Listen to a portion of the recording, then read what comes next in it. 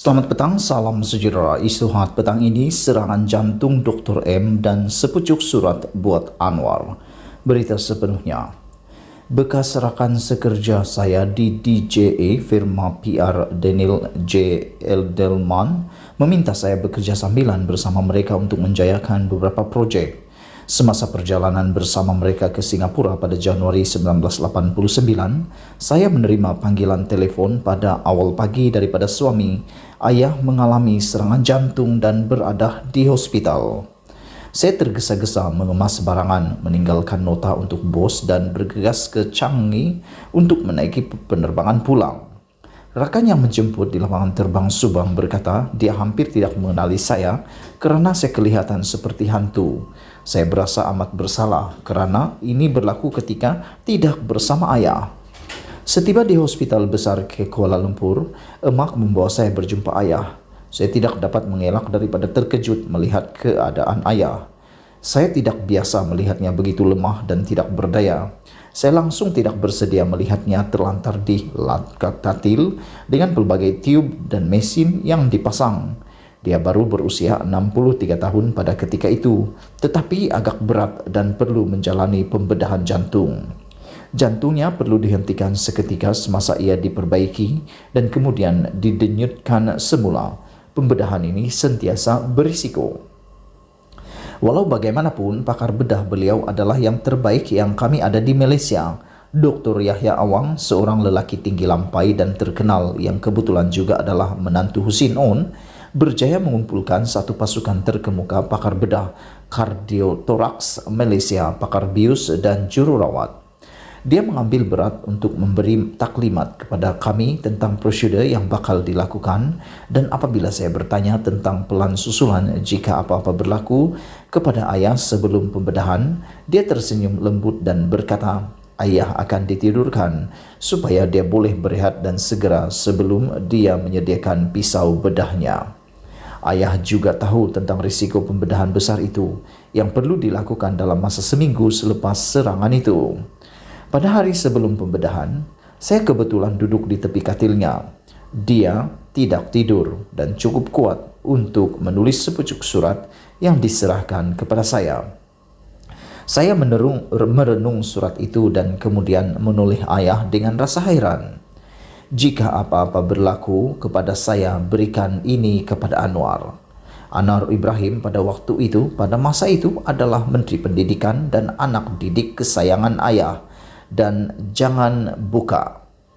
Saya tidak tahu sehelai kertas di dalam sampul surat itu boleh terasa seberat surat yang diberikannya kepada saya pada hari itu pada tahun 1989. Tetapi seperti ditakdirkan, saya tidak mempunyai sebab untuk membukanya maupun menyampaikannya kepada Anwar. Selama bertahun-tahun saya telah menyimpannya dengan selamat. Malah ketika saya berpindah rumah, saya tidak membukanya.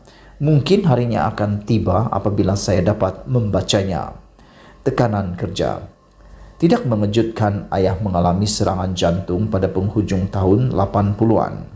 Pada tahun-tahun sebelum itu, dia berhadapan pelbagai krisis, antaranya cabaran terhadap kepimpinan UMNO pada tahun 1987 dan peristiwa yang membawa kepada operasi lalang.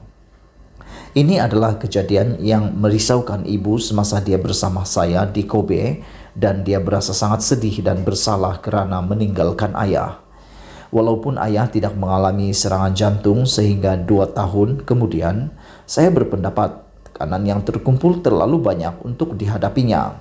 Doktor juga mendapati ayah tidak mempunyai masalah kolesterol, tetapi semua itu dipercayai akibat tekanan yang berkaitan dengan kerja. Kemudian saya menyadari bahawa salah satu punca serangan jantung adalah sikap panas baran atau cepat naik marah. Ada satu hari apabila atas sebab-sebab yang saya tidak ingat lagi tetapi tidak mungkin sangat penting, ayah agak kecewa dengan saya semasa kami minum teh di rumah. Saya sangat terkejut kerana ia berlaku secara tiba-tiba. Sesuatu yang sudah lama saya tidak saksikan dan saya pulang dengan linangan air mata. Saya rasa ayah juga sedar selepas penilaian semula hidupnya selepas pembedahan bahawa tidak berbaloi untuk terlalu marah.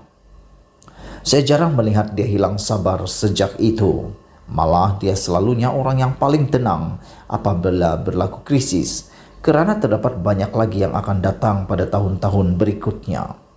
Kami gembira karena pembedahan berkenan berjaya, bukan hanya untuk dirinya tetapi juga untuk negara. Kami juga lega karena ayah menilai semula cara dia menguruskan tekanan, memahami bahwa kesehatannya bergantung padanya. Dia mula mengamalkan disiplin yang coba disemaikannya ke atas diri kami dan mereka yang bekerja untuknya dengan cara makan yang betul dan tidak terlalu berlebihan. Sentiasa pastikan senaman dan tidur yang mencukupi serta tahu bila untuk berehat dan rileks. Setiap tahun dia akan coba pergi bercuti dengan ibu, sebaik-baiknya di suatu tempat yang cukup terpencil sehingga tiada yang boleh melawat mereka. Jika boleh kami menyertai mereka, kerana seronok melihat dia tidak memikirkan tentang kerja, sebaliknya bergelak ketawa dan bergurau senda dengan kami. Artikel ini adalah terjemahan daripada petikan buku terbaru Maria Mahathir, The Apple and the Tree. Ia diterbitkan dengan kebenaran Penguin Random House SEA. Buku ini boleh didapati di Popular, MPH, Kino, CZ Play, Bibliopaper, Boys, Lit Books, dan Gerak Budaya. Dipetik dari Malaysia Kini. Sekian isu hangat petang ini. Jangan lupa tinggalkan komen Anda, tekan butang subscribe, dan kita jumpa lagi. Bye-bye.